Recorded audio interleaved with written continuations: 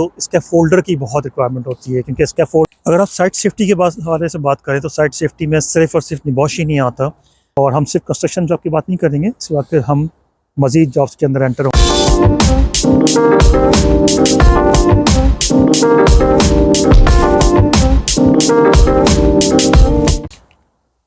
अगर आप site safety के हवाले से बात करें तो साइट सेफ्टी में सिर्फ और सिर्फ निबॉश ही नहीं आता। इसके अलावा अगर आपको फ़र्स्ट एड की इन्फॉर्मेशन है, फ़र्स्ट एड की नॉलेज है, तो भी आपको साइट सेफ्टी में बहुत इसका एज मिलता है। क्योंकि हेल्थ एंड सेफ्टी एग्जीक्यूटिव यहाँ पे जो यूके में है, वो उसके रेगुलेशन बहुत सख्त रेगुलेशंस हैं कंस्ट्रक्शन के हवाले से, क्या हर हवाले से, मतलब हर इंडस्ट्री में हेल्थ एंड सेफ्टी के रेगुलेशंस बहुत हार्ड हैं और बहुत टफ हैं। और कंपनीज़ को बेपनाह जो है वो फ़ाइन भी लगते हैं, मतलब उन्हें बहुत कुछ पे करना पड़ता है अगर उनसे कोई भी गलती होती है। तो हेल्थ एंड सेफ्टी के मैटर में नो कॉम्प्रोमाइज़, और उसकी अरेंजमेंट करना बिल्कुल कम्प्लीटली ज़िम्मेदारी होती है हेल्थ एंड सेफ्टी ऑफिसर की, और ख़ास तौर पर उस कंपनी में सारे रिस्पॉन्सिबल होते हैं। तो health and safety is first, is top of above. Construction में हेल्थ एंड सेफ्टी के बगैर कोई नहीं चल सकता। उसकी ट्रेनिंग, उसकी नॉलेज आपको वक्तन फ़वक्तन देता है, एम्प्लॉयर ख़ुद देता है, क्योंकि उसको भी पता होता है कि अगर किसी की भी गलती हुई तो एम्प्लॉयर जो है, मतलब टॉप जो लेवल है, सब के सब जो हैं वो उसमें ज़िम्मेदार होते हैं। तो सिर्फ ये है कि निबॉश क्योंकि एक पूरा वर्ल्ड वाइड एक्सेप्टेबल सर्टिफिकेशन है, तो निबॉश कंस्ट्रक्शन में अगर आप बात करते हैं तो निबॉश जनरल सर्टिफिकेट, इसके बारे में आप ज़रूर पढ़िए और इसकी सर्टिफिकेशन लेने की कोशिश कीजिए, क्योंकि ये आपको बहुत डिफरेंस क्रिएट करेगी आपकी अपनी कंपटीशन में। कि आप अगर 10 लोगों में बैठे हैं तो अगर आपके पास निबॉश सर्टिफिकेशन, तो आप एकदम से टॉप पर आ जाएंगे और हाईलाइट हो जाएंगे। इसके अलावा ये है कि क्योंकि मैं टॉप से बॉटम तक जा रहा हूँ, तो अगर आप बात करें स्किल में, तो स्कैफोल्डर की बहुत रिक्वायरमेंट होती है, क्योंकि स्कैफोल्डिंग यहाँ पे कंस्ट्रक्शन में खैर हर जगह, दुनिया में हर जगह स्कैफोल्डर जो है वो रिस्पॉन्सिबल होता है, और तमाम जो है वो स्ट्रक्चर की कंस्ट्रक्शन में वो प्रोवाइड करता है कि वो हर लेवल पे स्कैफोल्डिंग मौजूद हो, ताकि जो भी उस पर लेबर काम कर रही है या जो भी टेक्नीशियंस काम कर रहे हैं, उन्हें एक्सेसिबिलिटी हो उस पॉइंट पे पहुँचने की जहाँ पे उनकी रिक्वायरमेंट है। अब मैं थोड़ा सा और ऊपर जाता हूँ, हम बात करते हैं जो ऑफिस बेस्ड जॉब है। जैसे मैंने कैट की बात करी, कंप्यूटर डिज़ाइनर की, जिसमें ऑटोकैड की एक्सपीरियंस चाहिए होता है उनको, तो उनकी जो पे होती है, खैर पर आवर उनकी पे नियरली 20 पाउंड से तो सिर्फ स्टार्ट होती है।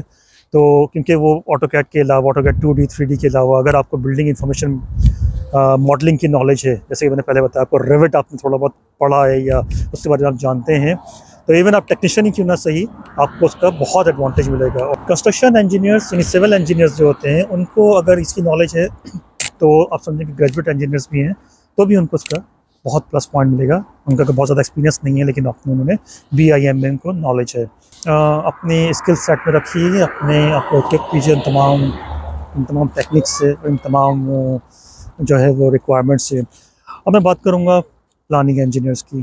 प्लानर्स तमाम कंस्ट्रक्शन एक्टिविटीज़ कंट्रोल करते हैं। इट वेरीज़ फ्राम इवन के एक अगर हाउस बिल्डिंग की कंस्ट्रक्शन हो रही है, वहाँ से लेके बिल्डिंग कंस्ट्रक्शन में आप जाते हैं, तो वहाँ पे सम टाइम एक्टिविटीज़ जो होती हैं वो 2000, 3000, 4000 एक्टिविटीज़ तक होती हैं।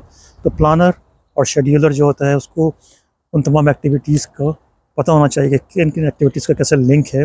और इसमें अब MS माइक्रोसॉफ्ट प्रोजेक्ट की नॉलेज बहुत मैटर करती है, क्योंकि यहाँ पे MS प्रोजेक्ट ज़्यादा यूज़ होता है। अगर आपने प्राइमावेरा पे काम किया है, तो प्राइमावेरा का जो यहाँ पे बड़ी कंपनी से प्राइमावेरा यूज़ किया जाता है, बड़े प्रोजेक्ट्स में काम किया जाता है, लेकिन जो स्मॉल कंपनीज़ है उसमें माइक्रोसॉफ्ट प्रोजेक्ट ही इनफ होता है। बट आपको उसकी प्लानिंग की बेसिक नॉलेज होना बहुत ज़रूरी है कि प्लानर किस तरह से उसको प्लान करेगा और एक्टिविटीज़ को शेड्यूल करेगा और एक कंट्रोल करेगा, क्योंकि फिर लेटर ऑन वो पूरा प्रोजेक्ट कंट्रोल कर रहा होता है, और वो प्रोजेक्ट मैनेजर को, साथ साथ कंस्ट्रक्शन मैनेजर को फुल सपोर्ट दे रहा होता है डे टू डे बेसिस पे। तो ये एक पूरा एक ऑर्गेनाइजेशन चल रही होती है। जैसे मैंने बताया कि हर लेवल पे जो है वो पे रेट डिफरेंट होता है। ज़ाहिर है आप ब्रिक लेयर से बात कर रहे हैं, मैं उसको समराइज़ करता हूँ। तो ब्रिक लेयर से लेकर, और अगर आप जाते हैं स्कैफोल्डर और प्लम्बर, इलेक्ट्रिशियन, और उसके बाद प्रोजेक्ट इंजीनियर्स, फिर उसके बाद कंस्ट्रक्शन इंजीनियर्स और स्ट्रक्चर इंजीनियर्स, उसको जो है वो डिज़ाइन के पॉइंट ऑफ व्यू से देख रहे होते हैं। फिर उसके बाद आप प्रोजेक्ट मैनेजर के लेवल पे जाते हैं, जो कि फिर ना सिर्फ कंस्ट्रक्शन एक्टिविटीज़ को कंट्रोल कर रहा होता है, बल्कि साथ साथ फिर उसके फाइनेंस कॉस्ट को भी देख रहा होता है कि हर रिसोर्स जो उसकी कितनी कॉस्ट है, और वो कॉस्ट किस तरीके से जो है वो कंट्रोल हो रही है। फिर वो प्लानिंग इंजीनियर्स के साथ कनेक्ट होता है और प्लानिंग इंजीनियर या शेड्यूलर जो होता है वो उसे कम्प्लीटली अपडेट कर रहा होता है रोज़ाना की एक्टिविटीज़ में कि हम कितना बिहाइंड शेड्यूल से कितना आगे हैं। तो इन इन तमाम प्रोफेशंस की कंस्ट्रक्शन में बेपनाह रिक्वायरमेंट है, क्योंकि यहाँ पे यूके में एक प्लान तैयार होता है कंस्ट्रक्शन से पहले, और उसके बाद जो है उसको अप्लाई किया जाता है। तो उस प्लान के अंदर तमाम जो है ट्रेड्स हैं उनकी एस्टिमेशन होती है, उनकी सारी कॉस्ट रखी जाती है उसके अंदर। तो हर ट्रेड की बहुत अच्छी पेमेंट होती है, means like hourly rate vary करते हैं स्किल रिक्वायरमेंट से, skill how much skill you are, तो उस पर डिपेंड करता है। तो जैसे कि हमारा ये पार्ट 1 है, तो इसलिए मैं आपको अभी सिर्फ अपने ओवरव्यू दिया है, और हम जो है इंशाल्लाह कंस्ट्रक्शन की जॉब्स के हवाले से अभी पार्ट 2 पे बात करेंगे। उसके बाद फिर हम आपको बताएंगे कि किस तरह से जो है वो ना सिर्फ प्लानिंग इंजीनियर बल्कि प्रोजेक्ट कंट्रोलर जो है वो किस तरीके से पूरा प्रोजेक्ट कंट्रोल करता है, और ख़ासतौर पर यूके में एक प्रोजेक्ट कंट्रोलर की किस तरह से जो है वो मतलब कितनी पेमेंट होती है, उसकी पर आवरली रेट क्या होता है।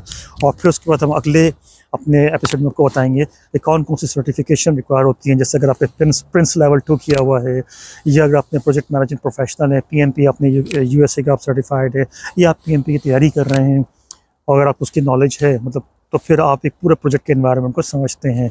फिर हेल्थ एंड सेफ्टी के हवाले से हम थोड़ा सा और डीप में जाएंगे, आपको बताएंगे निबॉश के बारे में कि निबॉश जो है वो कौन कौन से होते हैं। निबॉश कंस्ट्रक्शन अलग है, निबॉश ऑयल एंड गैस डिफरेंट है, और निबॉश जनरल अलग है जो कि हर जगह अप्लाई होता है जनरल। और लेकिन निबॉश यूके में जो कि वो यूके के रेगुलेशन की बात करता है कि health and safety eight works की आप बात करें, और तमाम जो रेगुलेशंस हैं वो आपको उसके बारे में थोड़ी बहुत भी नॉलेज है तो ये आपको बेपनाह एडवांटेज देती है।